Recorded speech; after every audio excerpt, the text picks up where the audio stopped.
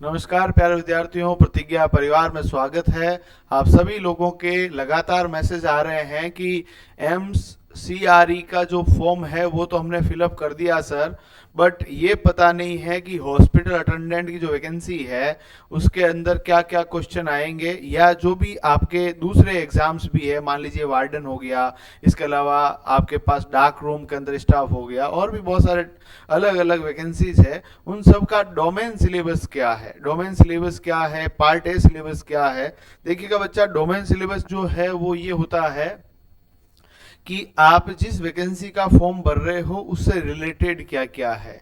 तो वहां पर जैसे मान लीजिए कोई हॉस्पिटल अटेंडेंट का फॉर्म भर रहा है, तो हॉस्पिटल के अंदर किन किन चीजों का उसे जब नौकरी लग जाएगी तो ध्यान रखना है, उनकी बेसिक जानकारी आपके पास होनी चाहिए। तो ये वैकेंसी आपके पास है, और इसका जो indicative syllabus for the examination for the post of hospital attendant grade 3, और उसके लिए क्या क्या जो वैकेंसी के अंदर है आपके, तो दो सेक्शन है यहाँ पर। सेक्शन फर्स्ट जो है वो आपके पास रहेगा general intelligence and reasoning. Reasoning के सवाल आएंगे, बहुत आसान लेवल के ही रहेंगे, ज्यादा हार्ड नहीं रहेंगे। आप लोग कोई भी रीजनिंग के हमारे वीडियोस देख लो, आपका काम हो जाएगा। रीजनिंग के बाद यदि हम लोग बात करें, मैथमेटिक्स के अंदर क्वेश्चन रहेंगे। रीजनिंग के अंदर verbal, non verbal reasoning, number system वगैरह, इनके सभी के क्वेश्चन रहेंगे। Figure classification, arithmetical number system, ये पूरा सिलेबस है। इसकी जो पीडीएफ यदि आप चाहते हैं तो हमारे टेलीग्राम चैनल से ले सकते हैं, और आप चाहते हैं कि नहीं सर हमें व्हाट्सएप पर भेज दीजिए, तो हमारा जो कॉन्टैक्ट नंबर है वो मैं लिख दे रहा हूं, उस पर संपर्क कर लेना। वहां से भी आपको व्हाट्सएप पे मिल जाएगी। देखिए नंबर लिख दे रहे हैं, ये नंबर है अपने कोचिंग के। और हमारा ऐप डाउनलोड कर लीजिए, वहां पर काफी सारा कंटेंट फ्री में अवेलेबल है, तो वो भी आपके लिए काफी हेल्पफुल रहेगा। 7357008180 ये हमारे कॉन्टेक्ट नंबर है, उस पर आप संपर्क कर सकते हैं। वहां पर व्हाट्सएप कर दीजिएगा, ज्यादा कॉल करने से तो होगा नहीं कुछ, बट व्हाट्सएप कर दीजिएगा। व्हाट्सएप पे जो भी आपकी हेल्प होगी हम कर देंगे, ठीक है।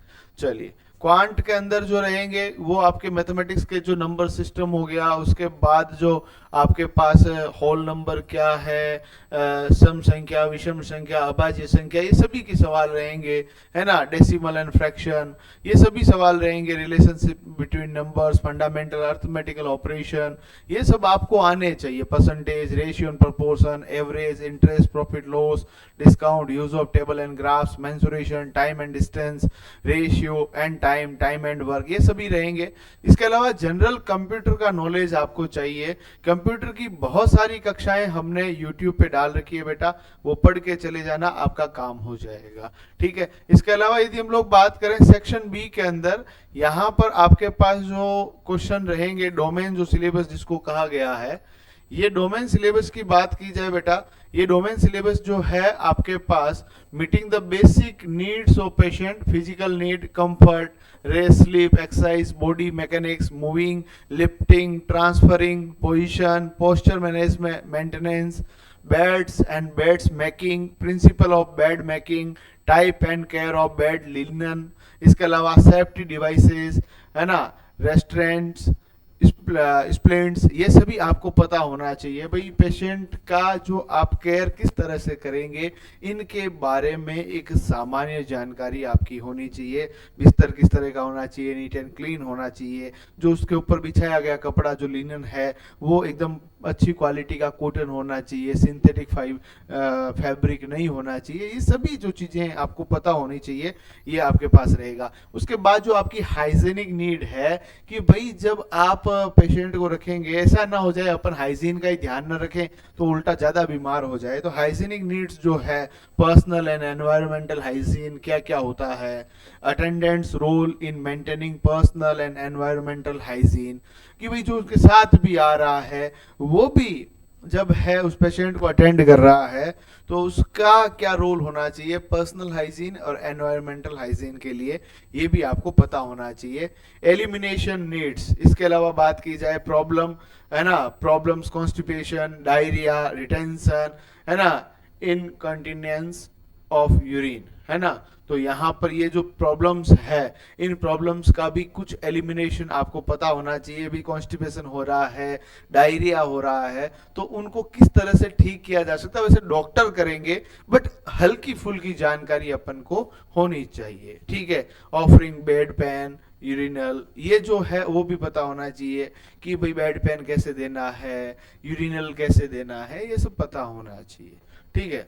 इसके अलावा फर्स्ट एड की क्या डेफिनेशन होती है, इट इज बहुत इंपॉर्टेंट टर्म है फर्स्ट एड। फर्स्ट एड की डेफिनेशन, इसका एम मतलब इसका मुख्य गोल क्या है, इंपॉर्टेंस क्या है, इसके रूल्स एंड रेगुलेशन क्या है, rules, general principle of first aid in emergencies, ये पता होना चाहिए, है ना।